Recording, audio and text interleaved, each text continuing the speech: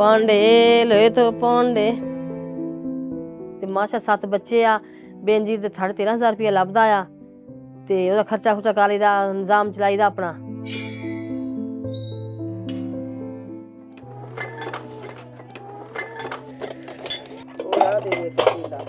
चल ਇਹ ਦੇ ਦੇ 100 ਦਾ ਇਹ ਦੇ ਦੇ चल ठीक ले ला ਚੱਲ ਆ ਭਾਂਡੇ ਬਸ ਲੈਣੇ ਬੱਚਿਆਂ ਨੂੰ ਭਾਂਡੇ ਪਾ ਕੇ ਬਾਜ਼ਾਰ ਚੋਂ 5-6 ਹਜ਼ਾਰ ਦੇ ਵੇਚੀ ਦੇ ਆ ਬਾਹਰ ਗਰਾਵਾਂ ਵਿੱਚ 10-12 ਸਾਲ ਹੋ ਗਏ ਫੇਰੀ ਕਰਦੀ ਨੂੰ ਤੇ ਖੰਮ ਉਹ ਵੀ ਫੇਰੀ ਕਰਦਾ ਆ 10-12 ਹਜ਼ਾਰ ਮਹੀਨੇ ਦਾ ਸੇਲ ਕਰ ਲਈਦੀ ਹੈ। ਬੇਨ ਜੀ ਦੇ ਪੈਸੇ ਲੱਭਦੇ ਉਹਦੇ ਸੋਹਣੇ ਤਰੀਕੇ ਨਾਲ ਪੈਸੇ ਦਿੰਦੇ ਆ ਕੁਰਸੀਆਂ ਤੇ ਬਹਾਉਂਦੇ ਆ ਕੋਈ ਭਰਾ ਭਰੂ ਲਈਦਾ ਕੋਈ ਕਾਪੀਆਂ ਕਿਤਾਬਾਂ ਲੈ ਲਈਦੀਆਂ।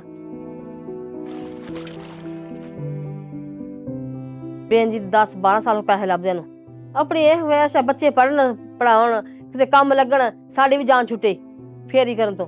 ਜੋ ਲੋਕ ਕਹਿੰਦੇ ਬੇਨਜੀਰ ਦੇ ਪੈਸੇ ਬੰਦ ਹੋ ਜਾਣ ਤੇ ਗੁਜ਼ਾਰਾ ਨਹੀਂ ਚੱਲਦਾ ਨਾ ਹੀ ਬੰਦ ਹੋਣ ਚੰਗਾ ਆ ਲੱਭਦੇ ਰਹਿਣ 3 ਮਹੀਨਿਆਂ ਬਾਅਦ 13,500 ਰੁਪਏ ਖਰਚਾ ਕੋਈ ਹੋ ਜਾਂਦਾ ਕੋਈ ਨਿਜ਼ਾਮ ਚੱਲ ਜਾਂਦਾ ਕੋਈ ਬੱਚਿਆਂ ਨੂੰ ਲੱਗ ਜਾਂਦੇ ਕੋਈ ਘਰ ਦਾ ਹੋ ਜਾਂਦਾ ਸਿਸਟਮ। ਬੱਚਿਆਂ ਦੀ ਫੀਸ ਨਹੀਂ ਹੁੰਦੀ ਨਹੀਂ ਬੱਚੇ ਪੜਾਉਣੇ ਪੈਸੇ ਲੱਭ ਜਾਂਦੇ ਆ ਬੇਨਜੀਰ ਦੇ ਵਜ਼ੀਫਾ ਉਹ ਬੱਚੇ ਦੀ ਫੀਸ ਦੇ ਬੱਚੇ ਪੜ੍ਹਾ ਲਈਦੇ। ਇੱਕ ਬੱਚਾ ਮੈਂ ਬੜਾ ਪੜਾਉਣੀ ਆ ਉਹ ਪੜ੍ਹ ਜਾਵੇ ਸ਼ੌਂਕ ਮੇਰਾ ਇਹ ਆ ਤੇ ਫੌਜ ਦੀ ਨੌਕਰੀ ਲੱਭ ਜਾਵੇ ਮੈਨੂੰ।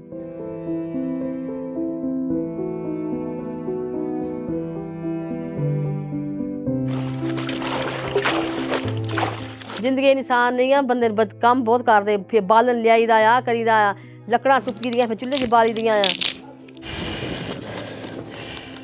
ਬੇਨ ਜੀ ਦਾ ਪ੍ਰੋਗਰਾਮ ਚੱਲਦਾ ਰਹੇ ਚੰਗਾ ਹੀ ਆ।